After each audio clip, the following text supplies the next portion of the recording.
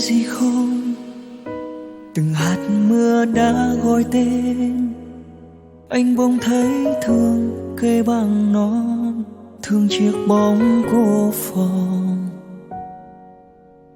Đâu là cô đơn nếu mình nghe nhỏ trong hạt mưa, nghe tiếng khóc mưa rơi, nghe tiếng mưa cười và tiếng trái tim từng đêm gõ trên lá bằng non.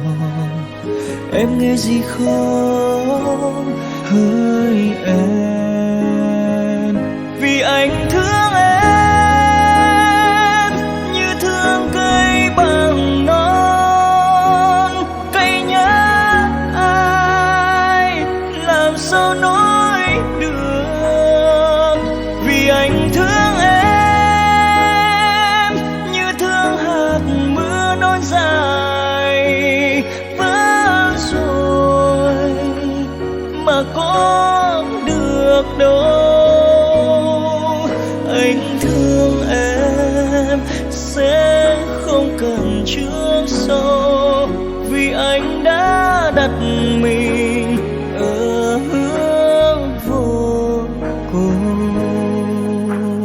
Khi hạt mưa tan gọi tên gõ trên lá bằng non, anh thấy thương cây bằng non không thể nói ra.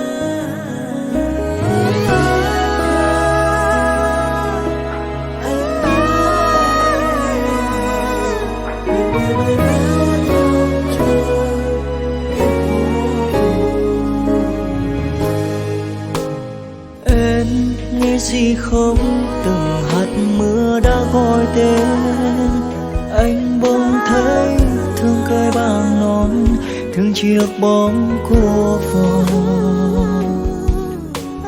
Đâu là cô đơn nếu mình nghe nhỏ trong hạt mưa, nghe tiếng khóc mưa rơi, nghe tiếng mưa cười và tiếng trái tim từng đêm gõ trên lá bằng non.